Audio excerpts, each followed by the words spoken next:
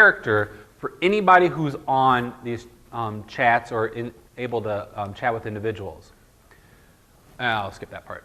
This is the other difficult thing when you're a parent or you're a community member. The way kids talk nowadays, you might not even know if they are bullying somebody because you have no idea what they're saying. And so then that creates a problem for teachers. It creates a problem for parents, for administrators, because we start to look at, and you can look at this, you can find all this online. Who knows? I mean, I don't even chat like this, and I very, very seldom know what they're talking about. But they have things when they're talking to a friend about my parents behind me, or my parents over here, or do this, do that. And then they get in these big chat rooms and they start doing this, and somebody else doesn't know it, so then they start talking about that person. The other thing that people are doing, and once again, this is just a whole bunch of, they're talking in this language. Okay? And this is an original programming language, which is really, I think, interesting that kids are now adapting to programming languages because adults don't understand it, when it was originally adapted to set program. So that just says, this is from another presentation, I'd like to thank you, but if you go back, you might catch on that the W's and the O's, but as a parent, once again, you're not able to see, is your child or are the kids in your class or the kids in your Boy Scout group, what are they writing? What are they doing when they're chatting, either by phone or by computer? And it's difficult. What we're going to talk about, or what Andy's going to talk about, is other things that they're exposed to, and as a group start talking about how do we create good character for kids when they're online.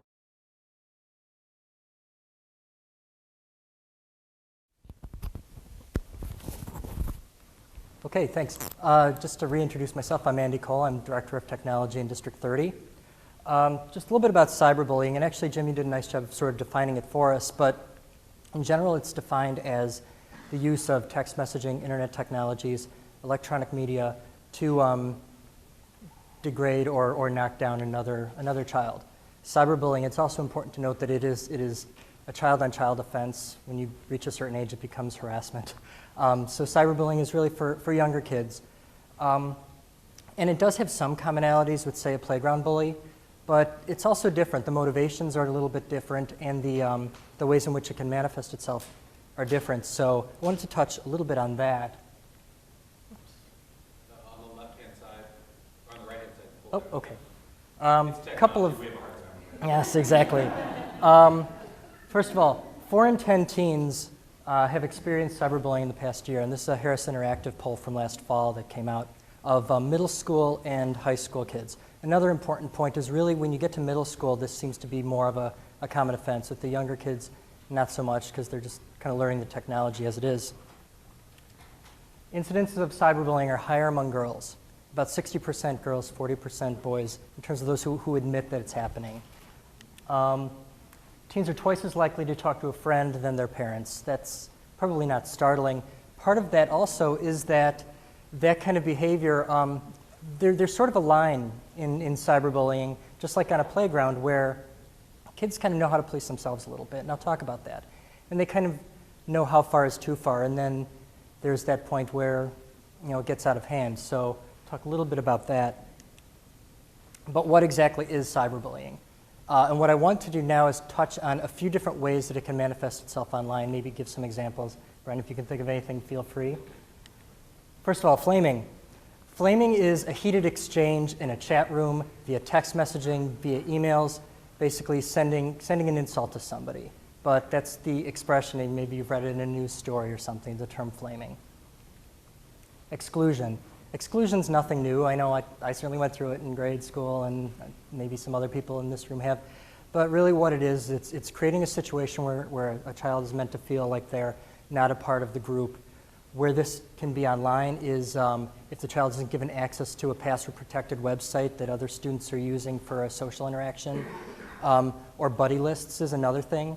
If you use AOL, I think AOL has buddy lists, where you can include kids as your friends and you can kind of make them part of your chat group. Well, you can knock somebody off your buddy list and then someone realizes that they've sort of been called out of that group. So that's kind of a practical example of exclusion. Harassment and denigration. Again, this is where things get a little bit more serious, where you're talking about saying things in a chat room, posting things on a blog about a student, setting up a website dedicated to the dislike of a student is a pretty extreme example, but it's happened. It happened at the high school where I worked before. Another thing is outing. Outing would be setting up a website or using internet technologies or texting to reveal secrets, and I think that was brought up in the introduction too, the idea that there are private things that suddenly if someone finds out about you, they can use these media to spread out, and not just to classmates, but to the world. And that's where, again, it gets rather serious. Impersonation. Impersonation, an easy example that I've experienced and you've experienced, is a student getting another student's password. And suddenly that student's online posting things on a website or an online classroom as another student.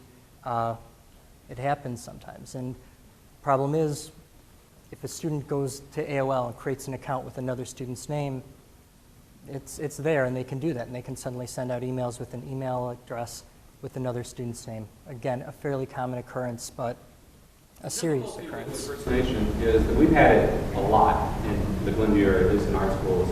And a prime example is that in middle school, a couple years ago, there was a MySpace account for Officer Marsh, who doesn't have a MySpace account. But his picture was up there, information about him, and it was made by a kid. And so they were impersonating being a police officer, which is pretty gutsy. And nothing was negative on there. It just, they could do it, and so they did. Kids, especially kids that this is their realm, that technology is their area of expertise, often feel excluded from, say, the jobs right. or the group of people that are social, in the normal environment. And so they think, to their credibility, they're able to make things on technology, and you not necessarily know. I mean, it's very difficult to trace it, and they know that. So they make that. We've also in Glenview had kids steal email passwords from other students. A kid shares it, girls especially, they share their password with a friend, and then that friend, tomorrow, they're not friends anymore. Right.